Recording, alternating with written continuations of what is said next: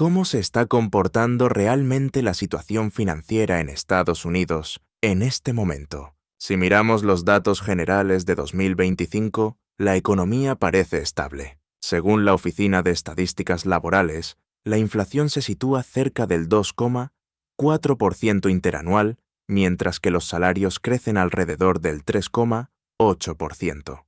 El desempleo, por su parte, se mantiene en torno al 4,3%, un nivel históricamente bajo. En teoría, estos números sugieren que los hogares deberían estar en una posición más cómoda que hace unos años. Sin embargo, esa no es la experiencia que muchos reportan en su vida diaria. Pagar las cuentas mensuales requiere más ajustes. Los gastos inesperados generan mayor impacto, y recuperar el equilibrio financiero toma más tiempo que antes. La diferencia no está solo en cuánto dinero entra, sino en cuánto queda después de cubrir los costos esenciales.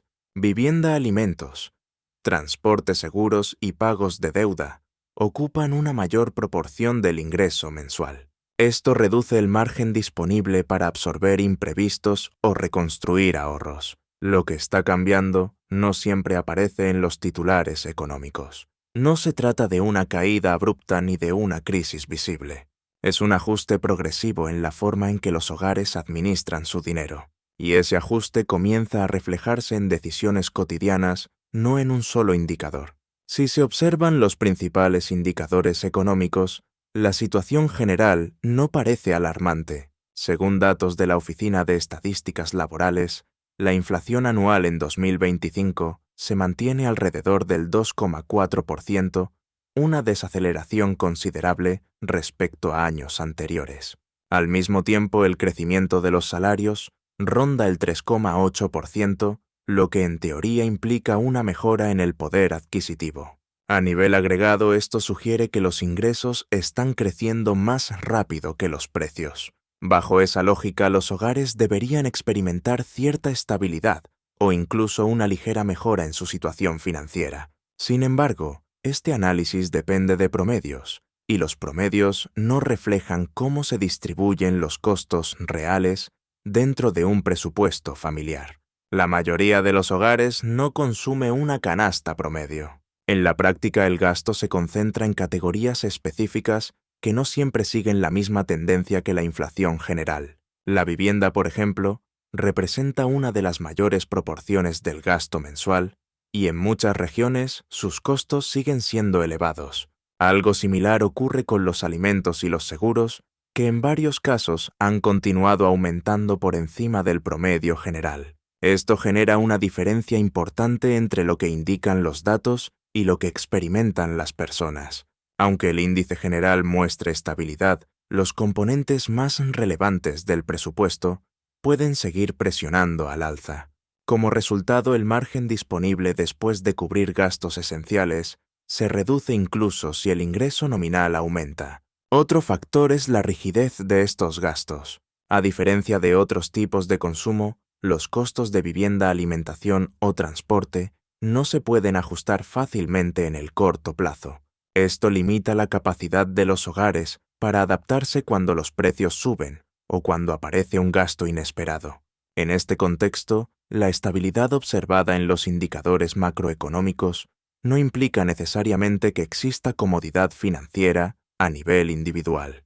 Puede existir ingreso constante y empleo estable, pero con menor capacidad de ajuste. Y cuando ese margen se reduce, incluso pequeñas variaciones en los gastos pueden tener un impacto mayor en el equilibrio mensual. Uno de los primeros indicios de presión financiera no aparece en el consumo diario, sino en cómo responden los hogares cuando surge un gasto inesperado.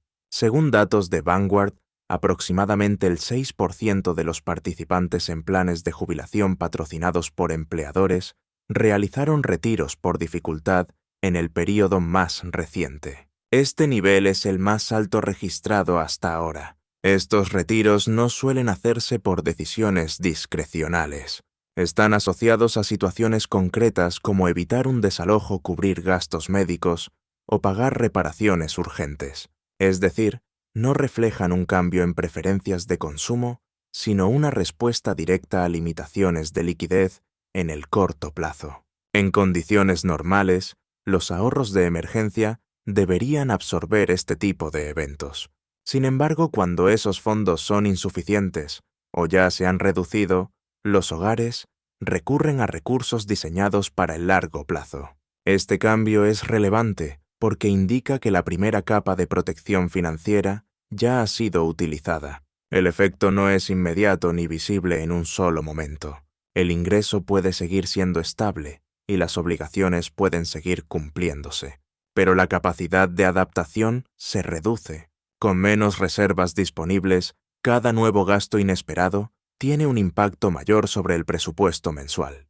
Además, la reposición de esos ahorros se vuelve más lenta. Cuando una mayor proporción del ingreso se destina a gastos fijos, queda menos espacio para reconstruir el colchón financiero. Esto crea una situación en la que los hogares siguen funcionando, pero con menor margen de maniobra.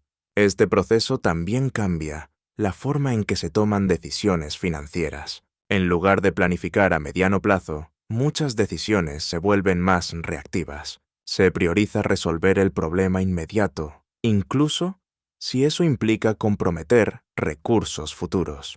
En este punto, la estabilidad depende menos de la planificación y más del momento en que ocurren los gastos y los ingresos.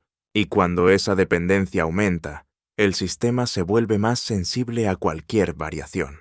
Un gasto ligeramente mayor o un retraso en el ingreso puede generar un desequilibrio que antes habría sido manejable. En algunos momentos del año, ciertos ingresos adicionales pueden ofrecer una sensación de alivio financiero. Un ejemplo claro son las devoluciones de impuestos. Según el Servicio de Impuestos Internos, el reembolso promedio en la temporada reciente se sitúa alrededor de $3.500 para muchos hogares. A primera vista, esta cantidad puede parecer suficiente para mejorar la situación financiera a corto plazo. Permite ponerse al día con facturas atrasadas, cubrir gastos acumulados o incluso generar una breve sensación de estabilidad. Sin embargo, este tipo de ingreso tiene una característica clave: no es recurrente. El problema no está en el uso de ese dinero, sino en lo que ocurre después. Los gastos mensuales no cambian. El alquiler, la comida, el transporte, los seguros y los pagos de deuda continúan con la misma frecuencia y, en muchos casos, con el mismo nivel de presión. Una vez que el reembolso se utiliza, la estructura financiera del hogar permanece intacta. Esto crea un patrón que puede pasar desapercibido. Los recursos de emergencia no se utilizan de forma aislada, sino cada vez con mayor frecuencia. Cada vez que se recurre a uno de estos mecanismos, el sistema financiero del hogar se vuelve más dependiente de soluciones temporales. Además, este tipo de alivio puede retrasar la percepción del problema real. Mientras haya un ingreso adicional disponible, la presión parece manejable. Pero cuando ese ingreso desaparece, las mismas tensiones regresan al mismo punto o incluso con mayor intensidad. Con el tiempo, este ciclo reduce la capacidad de recuperación. Los hogares no solo tienen menos reservas, sino que también enfrentan los mismos gastos sin cambios estructurales. Esto hace que cada interrupción, por pequeña que sea, tenga un impacto mayor que antes. Y cuando estas soluciones temporales dejan de ser suficientes, los hogares suelen recurrir a otra fuente para cubrir la diferencia. A medida que los ahorros se reducen y las soluciones temporales dejan de ser suficientes, muchos hogares recurren al crédito para cubrir la diferencia. Este cambio no siempre es inmediato, pero se vuelve más común cuando el margen financiero se estrecha. Según datos del Federal Reserve Bank of New York, los saldos de tarjetas de crédito en Estados Unidos superan el nivel de $1.2 billón, manteniéndose cerca de máximos históricos. Al mismo tiempo, la Reserva Federal indica que las tasas de interés promedio en tarjetas de crédito se sitúan por encima del 20% y en algunos casos pueden superar el 25% dependiendo del perfil del prestatario. Este contexto modifica la forma en que se experimenta la deuda. En entornos de tasas más bajas, mantener un saldo pendiente implicaba un costo, pero permitía cierto progreso con pagos regulares. En la situación actual, una mayor proporción del pago mensual se destina a cubrir intereses mientras que una parte menor reduce el capital principal. El resultado es un fenómeno que muchos hogares reconocen. Se realizan los pagos a tiempo, no hay retrasos evidentes, pero el saldo total disminuye muy lentamente. Esto genera una sensación de estancamiento financiero. El esfuerzo se mantiene, pero el avance es limitado. Este cambio no requiere necesariamente un aumento significativo en el nivel de endeudamiento. Incluso con saldos relativamente estables, el costo de mantener esa deuda puede incrementarse debido a las tasas elevadas. Esto significa que la presión financiera puede aumentar sin que el comportamiento de gasto cambie de forma notable. Además, una gran proporción de usuarios de tarjetas de crédito no paga el saldo completo cada mes. Esto los expone directamente a las tasas de interés actuales. Con el tiempo, esta dinámica reduce la velocidad a la que los hogares pueden mejorar su situación financiera. A medida que el progreso se vuelve más lento, mantener el equilibrio requiere mayor consistencia.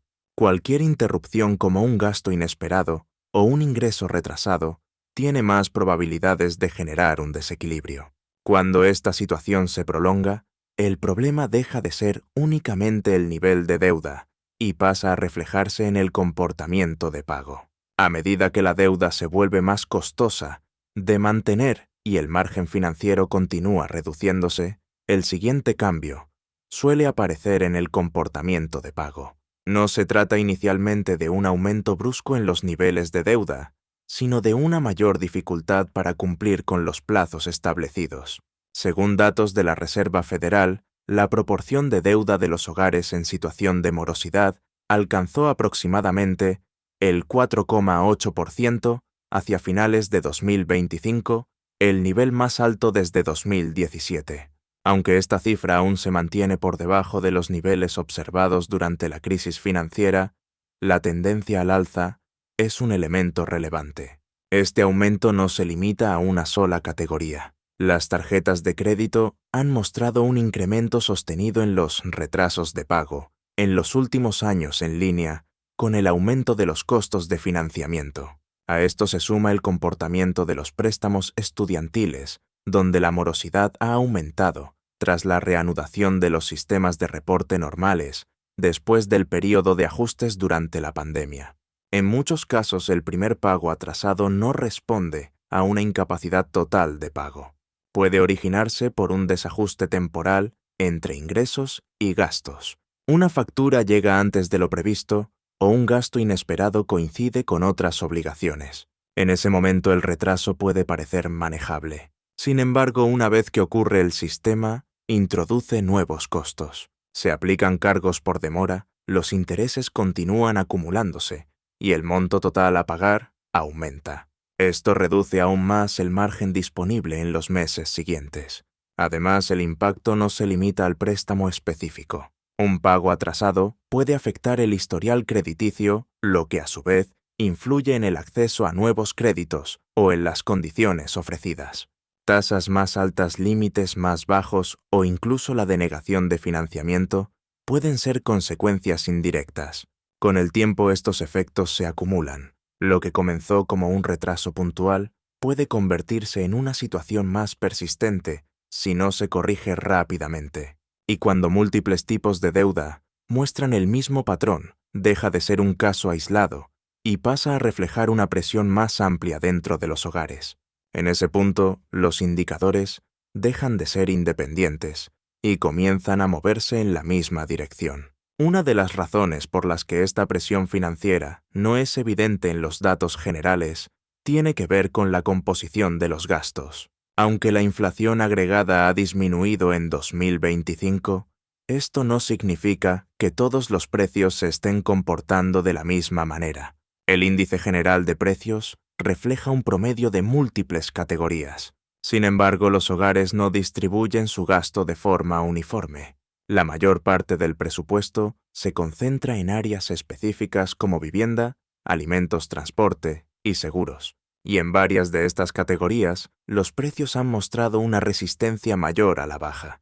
Por ejemplo, los costos de los alimentos han seguido aumentando a un ritmo superior al promedio general en distintos periodos recientes. Algo similar ocurre con los seguros especialmente en determinadas regiones, donde las primas han subido debido a factores como riesgos climáticos o mayores costos de cobertura. Estos incrementos afectan directamente a los gastos esenciales.